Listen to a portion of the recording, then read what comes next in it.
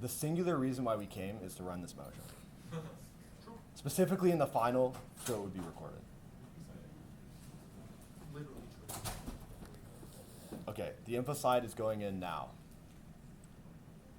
From 1978, when the Canadian University Society for Intercollegiate Debate was founded, to 2010, Canadian Parliamentary debate was the dominant debate format in Canada. Starting around 2010, the circuit adopted an official position of equal priority, where all tournaments in first semester would be conducted in British Parliamentary debate, and all tournaments in second semester would be in Canadian Parliamentary debate. In or around 2020, during the pandemic, Canadian Parliamentary debate experienced a rapid decline, where Canadian Parliamentary debate tournaments were significantly less valued. Historic tournaments such as McGill's Winter Carnival were abolished, and the meta and judging norms of Canadian parliamentary debate were abandoned in favor of twisting British parliamentary debate norms to the format. Are you ready for the motion? No, we haven't. It's not the same motion. Are you ready? The motion reads, this House opposes the decline of Canadian parliamentary debate. We'll now go into the 1-minute question period starting now.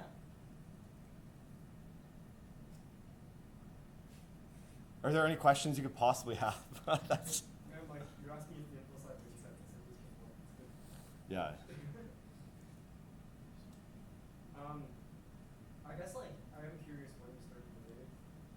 When I started debating, I really started in 2017. Okay. How old were you? 2017? I was 18. In which year will you turn? I didn't debate at all. Okay, wait, what about Ethan? Wait, in which year will Ethan turn 35? Okay, no, when did you start debating? In university or high school? This is personal questions about us have nothing to do with this I'm debate. just like curious about like when it's gonna be brought up in the round. And, like, how to- This is an analysis of debating formats. We're not You going guys to are start. gonna do a TED Talk. Yeah, we're not fucking going off and talking about like just old stories from the past. Like, socials. Okay, well, I mean, I asked the question. I answered the question. You didn't answer it. Alrighty, that's the end of the question period. A very fruitful question period. Without further ado, if there are no other questions, we'll get started with the round. Prime Minister, you have the floor, 6 minutes. Here. You're here.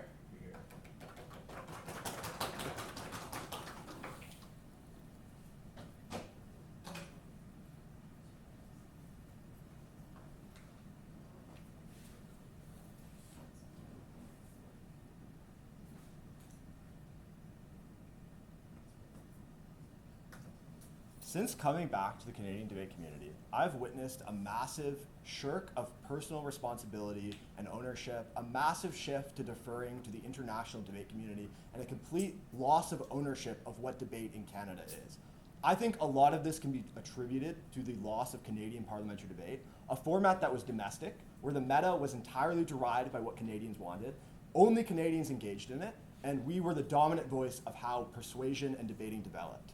In this speech, I'm going to give essentially 3 arguments. The first is I'm going to explain why Canadian parliamentary debate is just a good format when it's done competitively, and overall the rapid decline of it has been a massive loss to the Canadian debate community. Second, I'm going to talk about Canadian debaters' relationship with alumni, why that matters, and why the gutting of Canadian parliamentary debate is so bad, and why we actually miss out on so many benefits of those connections because of it. And finally, I'm going to talk about just why diversity of debate formats is good, preempting probably a lot of the analysis that opposition is going to give you about why British parliamentary debate is, in their perception, merely better. Why is Canadian parliamentary debate actually a great format? There's 3 key distinctions that make it completely different from British parliamentary debate. And these are that it's more enjoyable, more fun, and more accessible. Notably, obviously, there is a comparison here. That is, British parliamentary debate engages in these metrics just in different ways. So the push here is going to be that Canadian parliamentary debate is attractive to a different subset of debaters than merely always British parliamentary debate is. And at the point where we've lost out on Canadian parliamentary debate, it's become extremely small tournaments and somewhat of a meme format. We've shut out a massive amount of people from the debate community and why that's so bad. But a second thrust on this will be why accessing this alternative form of debate is just good for people who do prioritize British parliamentary debate. Why is Canadian parliamentary debate especially more enjoyable? The first reason why is because it allows you to have a much better voice in terms of what is being debated. That is, when you're at a British parliamentary debate tournament, you're confined to what a handful of very oftentimes similar, reppy, elitist debaters want to be able to decide what the debate topic is about. In 50% of Canadian parliamentary debate rounds, you have a voice to decide what is being discussed. This is so powerful for so many people because it gives them the opportunity to discuss things they're interested in that oftentimes is shut out of British parliamentary debate.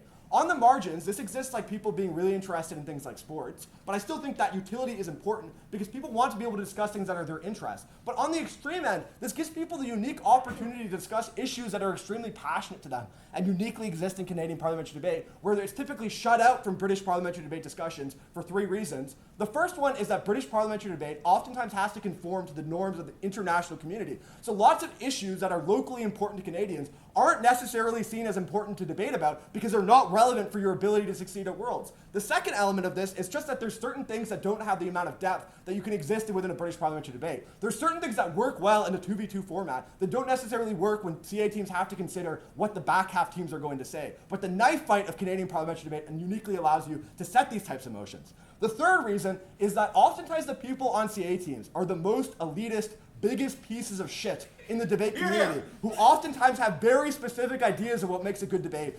You're oftentimes confined to debating things about finance or whatever it is they read about The Economist and shutting out especially interesting debates that can be passionate and meaningful to you. The second thing is that it's just fun to have the alternative to engage in all these different metrics. That is, at the point where you engage this and you enjoy it, it's likely to be fun. But there's independent reasons why CP isn't Canadian parliamentary debate is enjoyable and fun to a lot of people. First, the very process of constructing a case is especially fun. When you meet up with your friends and get to decide what you're going to run and discuss it and be able to build that case that way is so much fun and something that doesn't exist in British parliamentary debate. When you have the stress of debating some insane finance motion that you know nothing about and you have 15 minutes to prepare and you're just so scared and anxious about having to get up and do it.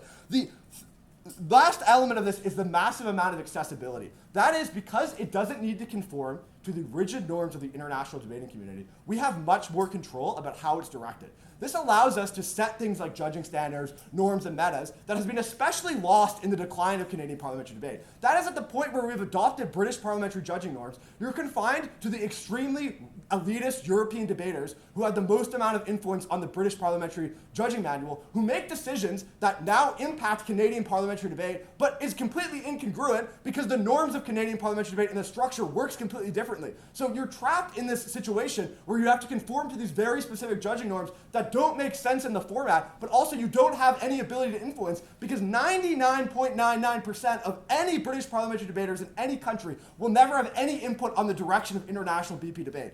On the comparative, in Canadian parliamentary debate, the discussions that shifted happen in the GAs at these tournaments. We shift judging norms. We have the power to control how this format works. And that is so important for us to be able to progress and advance as debaters and have ownership of this activity that we care so much about. So overall, it's just independent of all of that, because that's just about why people enjoy Canadian parliamentary debate, it is so much better as a skill-building exercise than British parliamentary debate. BP is a min-maxed game where you are commodifying the lives of marginalized people to be able to win marginal impacts in rounds and then completely forget about all those issues. In Canadian parliamentary debate, you get to run things that you're passionate and care about, like the norms of the Canadian debate circuit, and be able to have an investment that way for things you actually care about. But this just is important in a skill-building exercise for members of the debate community because it's so much better for your advocacy skills when you have to develop the different dimensions of Canadian parliamentary debate. Being able to figure out what is a motion that makes sense to run, be able to create arguments that engage in it, being able to quickly op a case is protected time. I have 15 seconds. This is, what is the comparative here? At the point where Canadian parliamentary debate has declined, it's way less accessible. People are running memes because they don't view it as a competitive format anymore. You don't get that same level of enjoyment out of it. It's not competitive. Look at this trophy. In 2014, Vinu Goswami won this tournament, went to win it the next year in finals. This format used to be so great. Please don't let it die.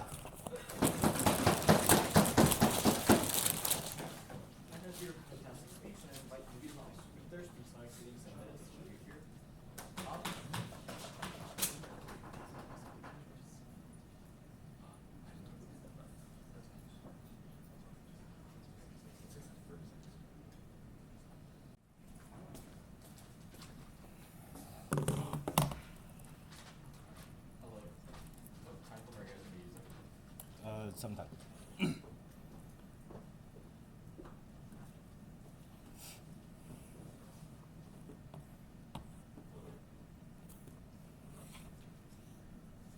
Okay.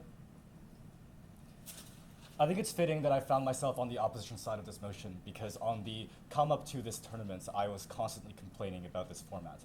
And I will continue doing so because it truly, truly hurts my soul. There are many things that we're going to argue in this round, but the main premise that the opposition is going to run is twofold.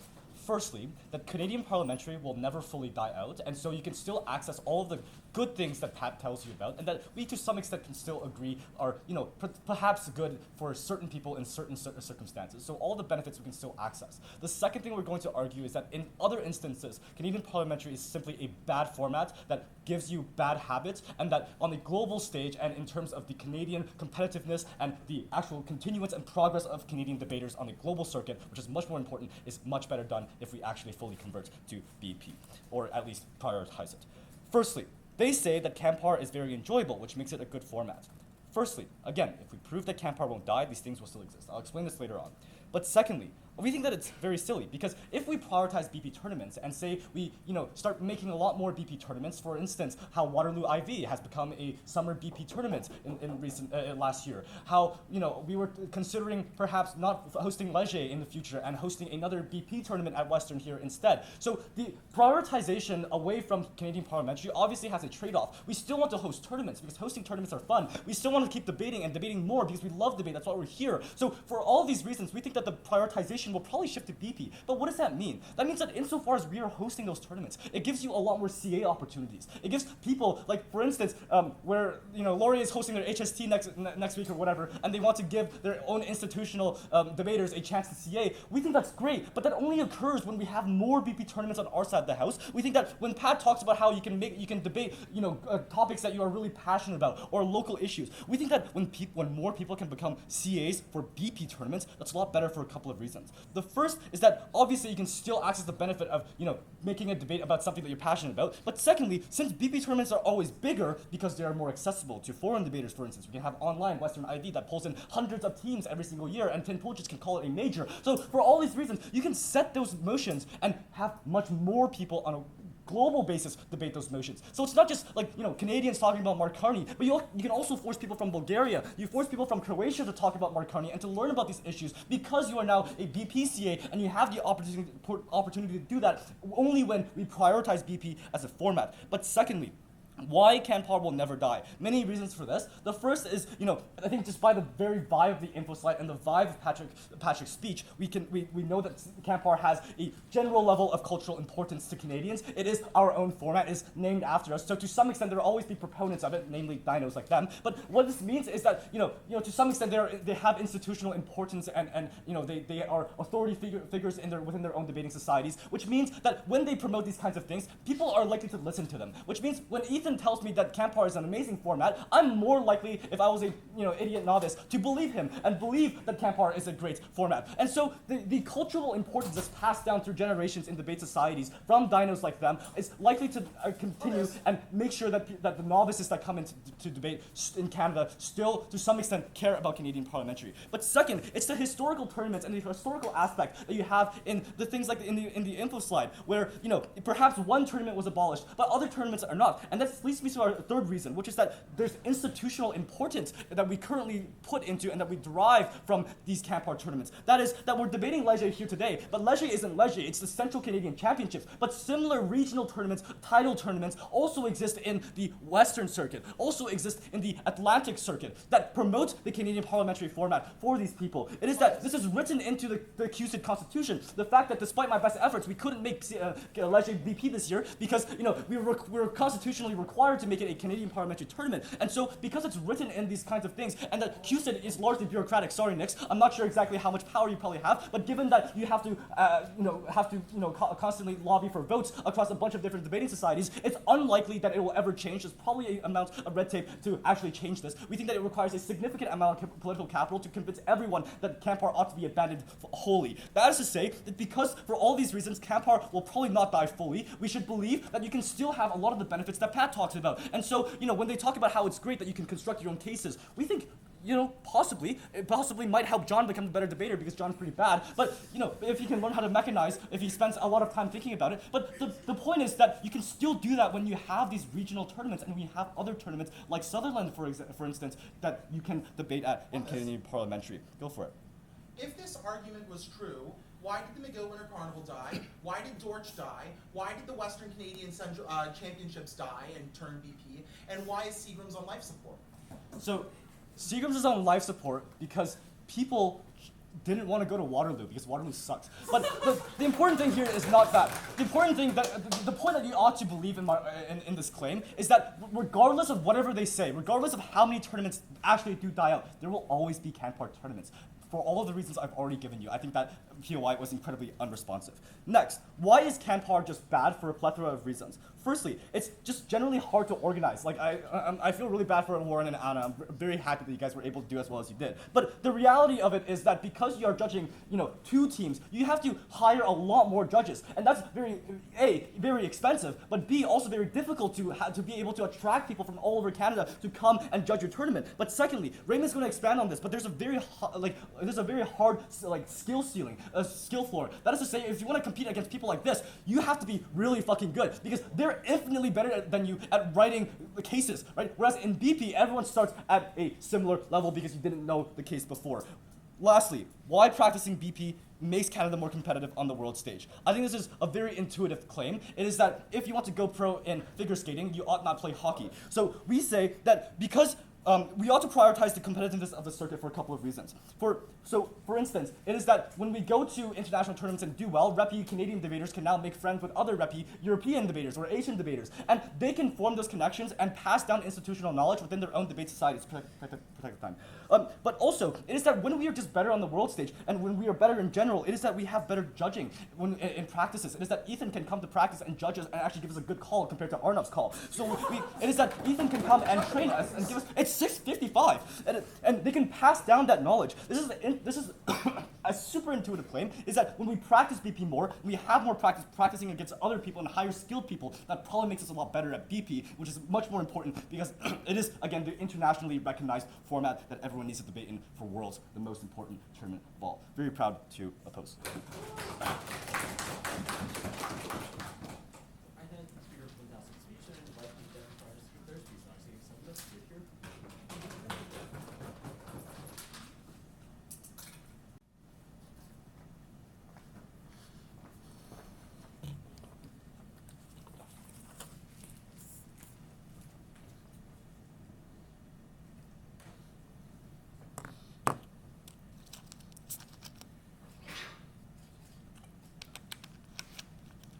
Before I start, I just want to say briefly, I don't tend to do these things, but thanks, Pat, for doing this with me. It's been a decade of us debating in the same circuit, but never once together. It's been a pleasure.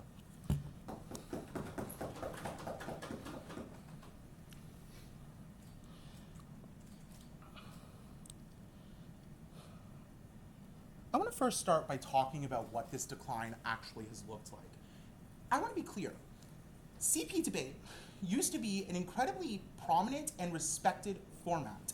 It was a tournament format that would draw incredibly large fields, bigger than what we currently see now, even within the BP circuit of Canada. McGill Winter Carnival, the Canadian Parliamentary format tournament that would happen in January every single year, hosted by McGill, would regularly draw between 70 and 90 teams per year. It would regularly get all of the old dinosaurs out of retirement to be able to go to the tournament. Carnival was not the only tournament for which this was true. This was happening at tournaments at scale. It meant that CP Nats was often getting 60 to 70 teams showing up. It meant that teams from East and West actually chose to fly out to Central more regularly to go to these tournaments. And the reason was as follows. It was because there was a belief that Canadian parliamentary debate was unique in its Canadianness, that it had unique value to have done well at it. Because when you, for example, won the national championships in Canadian parliamentary, you became a part of a rich fabric of history that was not not broken over the last 40 years. You got to be put among the name of champions of people who are currently members of parliament in Canada, people who hold some of the highest positions in government and in business in this entire country. The amount of status that held was unrivaled, which meant that you cared particularly about doing well at this. It also meant that your university looked particularly good. The idea that you wanted to win not just because it would look good on the resume, because you wanted to win for your university was uniquely valuable. The decline came specifically as BP nerds who have been coached their entire life in BP, who wanted to win worlds in some hopeless dream, wanted to abolish a format that they didn't like, that they weren't necessarily good at, and they lost to people who were less rich and less good at BP debate than them, and that was an affront to their dignity. They unilaterally removed the Winter Carnival, they are unilaterally killing other tournaments in this format, and they are getting rid of it expeditiously.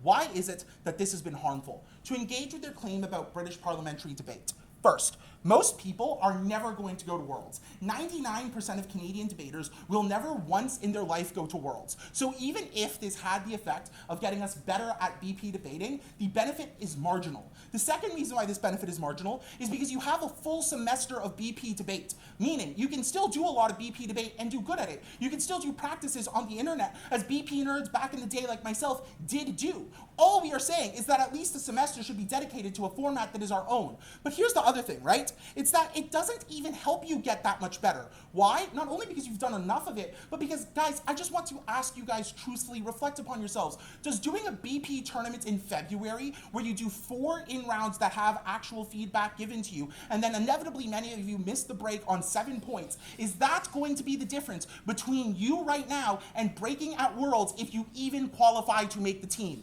No. Why? Because you already do so many rounds that the benefit is marginal. We're also, though, Canadian Parliamentary Debate helps you get better at BP debating. There's 4 independent reasons for this. The first is that blind oppositioning motions like they're doing right now forces you to come up with arguments that are core to the motion much quicker than BP debating does. Being able to listen to a speech while simultaneously case prepping is a unique skill that just doing BP debate over and over doesn't allow you for. The second thing is that it allows you to better understand the nature of motions. When you're choosing a case prep that you want to run, you have to sit there and actually think, what is the burden that I am putting on myself, and how do I, in a systematic manner, choose to meet that burden? And when you're not under the time crunch of 15 minutes for your case prep, and instead have theoretically infinite time to do your case prep, you can get a full and complete understanding of what each internal burden is to that motion, such that you can develop it. The third reason is that you get better CAs, right? When you have to set 5 motions for every single weekend and prep them out, you then learn how to be a better CA on account that you've learned how to actually set motions well about a wider range of topics. The fourth reason is that you just get more help from upper years, right? The amount of value that I can add to any one novice in a single BP prep session is minimal, because most of the time you're just giving them analysis and hoping they regurgitate it. In the cases method, you're able to walk them through step by step why this motion is arguing for the thing that it is arguing for, and why each mechanism in the chain leads to high values of success and your ability to win. You are able to walk them through in a systematic way why it is that this is a winning argument, rather than just hoping they regurgitate something that you told them. And notably, because this is a completely different set of skills than BP, by virtue of testing out different muscles in the repository of debate skills, it means that you get a more full and complete understanding of how debate works. Thus, it means you are able to do better. Lastly, I want to talk about the community that you're able to bring, because I think Patrick really intelligently notes that this is something that means that you are able to build stronger community within debate, because we're able to keep a lot more different types of people within the circuit, right? Here's why it is that this is important. The first reason is that I think that Canadian Parliamentary Debate is a unique way to meet and keep friends. Why? Because when you do a Canadian Parliamentary tournament together, you can do things like choose to have a theme for every single one of your cases. Myself and my friend June became some closest friends in the world on account that him and I chose to do a tournament wherein we only did rap and hip hop motions. This was a lot of fun, talking about issues and things that we care about together that we particularly value, instead of just sitting around and talking about fucking talking EU banking over and over again. It meant that we learned things that we have in common, values that we hold together, and the dedicated prep sessions that we had together meant that you started to become friends. Additionally, the pro-am mechanism that I'm talking about earlier gives a direct competitive incentive for why upper years want to talk to the people who are newer and less experienced within debate, and gives them a causal reason to want to be able to train them, which just means that when you see your upper years as people who are smart, who are able to help you, who want to help you, and you had a fun time prepping cases together, having them help you get ready for your tournament, and maybe having them help you directly win some rounds because they gave you a case that was good, it builds harmony within the activity, which I think is an incredibly good thing. Lastly, I want to be clear. Their side of the House claims that they are going to have Canadian parliamentary debate happen anyway. Outside of the factual reality that it is dying and it is becoming less important, the other issue at hand here is that the more that we have a de-emphasized value on this as a format and see it as less important and don't think that participating in our own circuit norms and values about how debates ought to be adjudicated, it means that you create a vicious cycle. Because if we don't see the value of having our own norms as a judging community and our own norms about what types of cases ought to be considered persuasive or what types of things we should consider as within the bounds to be able to debate, it means that we then have no need for this format because it just does BP worse, and that's not the core of this format. I think it is a good thing for people to talk about issues that are unique to them, that they care about deeply, and that they are passionate about, and this format allows it. I'm proud to propose.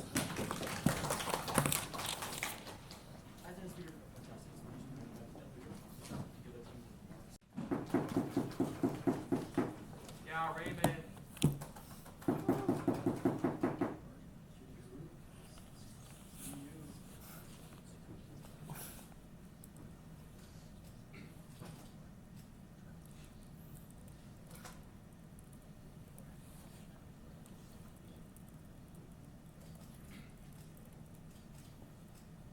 Can I have like 1 second? Sorry.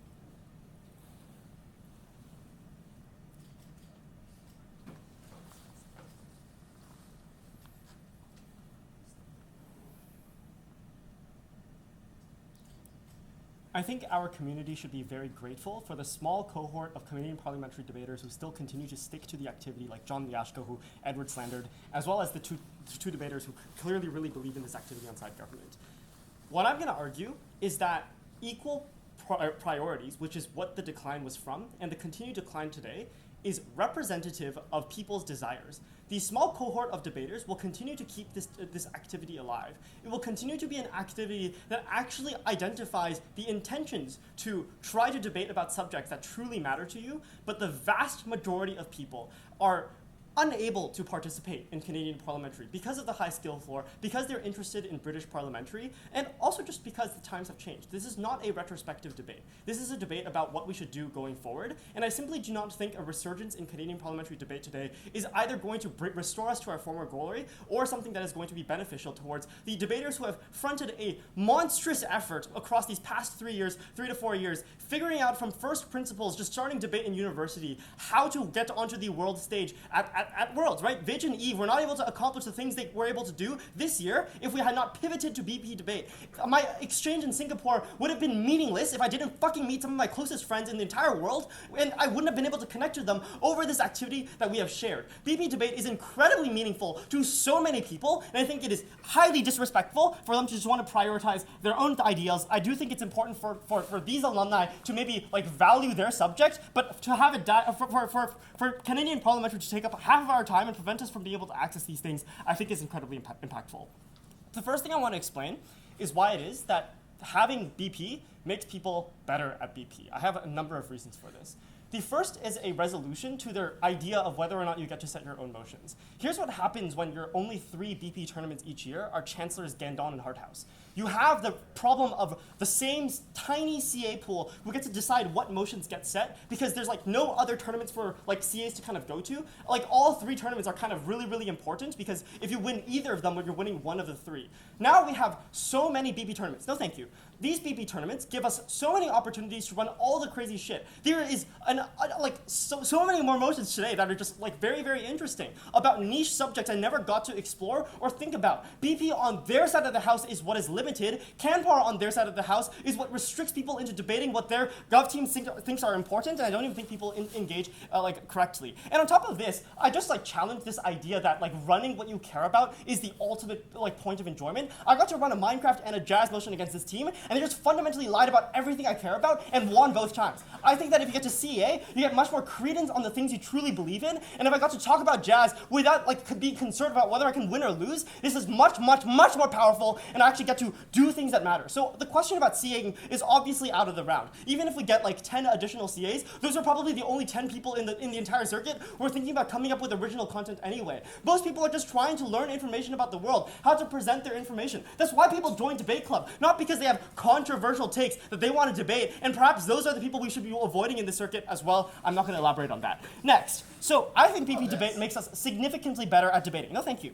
BP debating makes us better at debating for multiple reasons. Number one, you have to engage with being on the back half. You have to be so much more creative than you have to be in Canadian parliamentary debate. Canadian parliamentary debate is fundamentally about one or two clashes that the reply can probably like, I don't know, collapse on in their speech so that they're able to win the round from side government. BP debate is about out-framing and maneuvering other teams. There's so much more foresight that is involved, foresight that you don't just simply learn because you have to build a case from side government. Next, I think that the alumni structure in BP is significantly stronger. We might have some alumni in Canada that I'm more than happy to lose. I think we're able to access way more alumni across the entire world now that we've been able to pivot into BP debating. Just think about all the new alumni now that Canada is strong that are moving into Canada to try to educate our next generation. You never access any of this on their side of the house when Canada is this fucking like battle royale for people who like CP debate. This is awful. Okay, next. I think that we can develop our debaters organically and sound the word, blah, blah, blah. Sorry.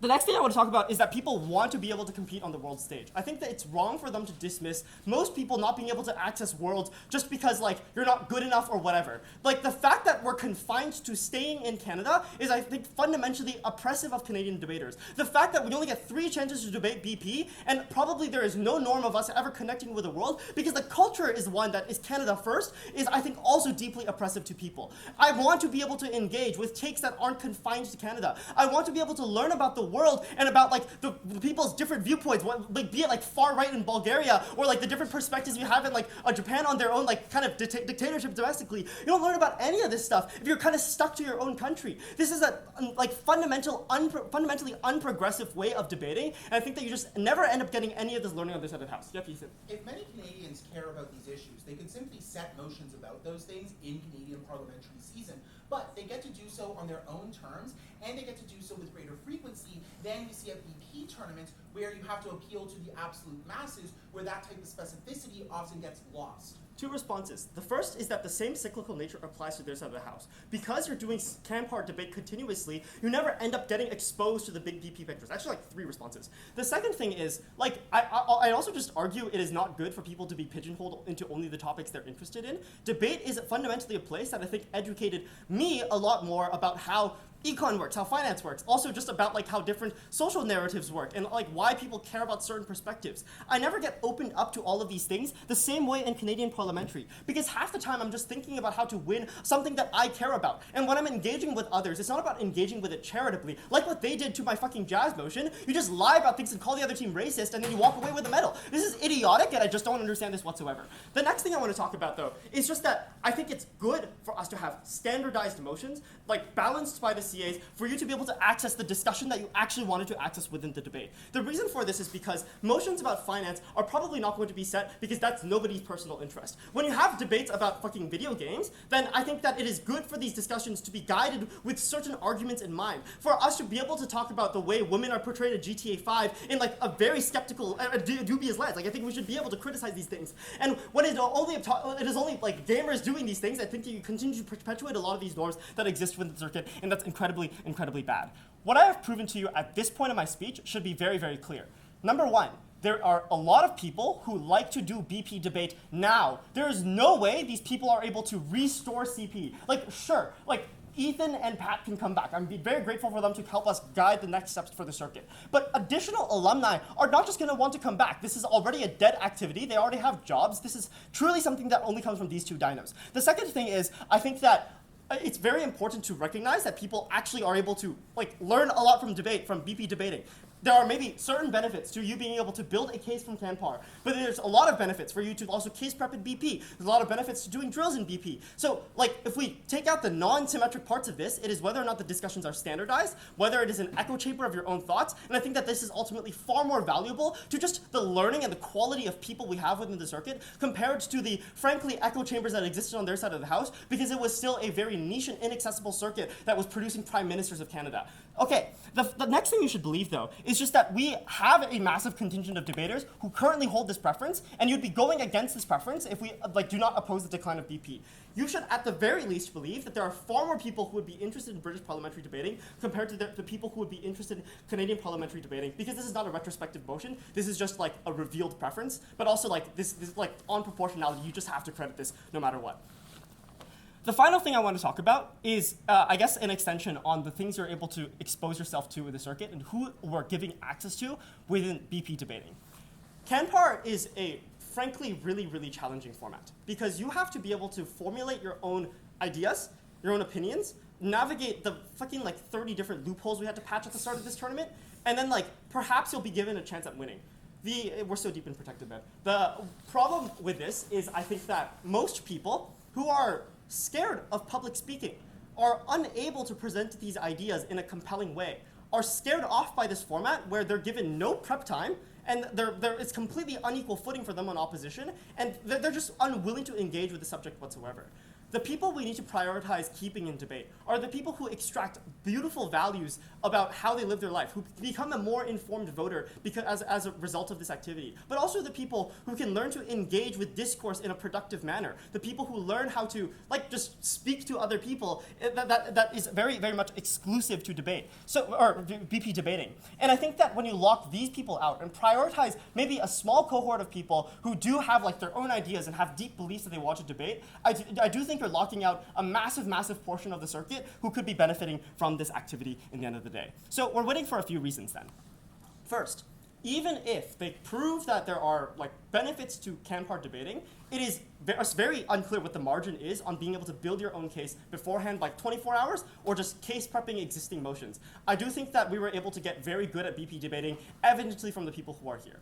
The second reason we're winning then is because I think a lot of the enjoyment aspects about the CanPar debating, we flip. We explain why people enjoy doing these motions that are standardized, where they're exposed to better ideals, but also how this connects them to the rest of the world and exposes them to a competition that is way bigger than Canada.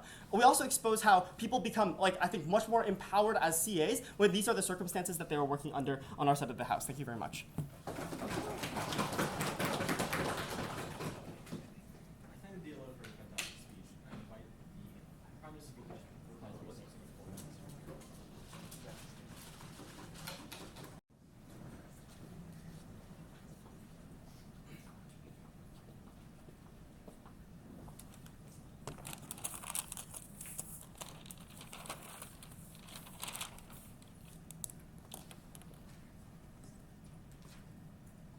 You ready? To debate in Canadian parliamentary is to put your soul and your personal whole essence of your being in the round and to be able to compete and debate in a way that doesn't exist in British parliamentary debate. In turning away from this, we've turned away from over 50 years of history of Canadian parliamentary debate, where notably, for the vast majority of that history, the Canadian circuit was significantly stronger than it is now. I just, don't understand how opposition has approached this debate. They make two fundamental mistakes that lose them the round. The first mistake is a classic mistake made by elitist British parliamentary debaters, where they try to claim on a metric of preference satisfaction that, oh, actually, we should just only do BP because if we're doing Canadian parliamentary, we're shutting people out from doing British parliamentary.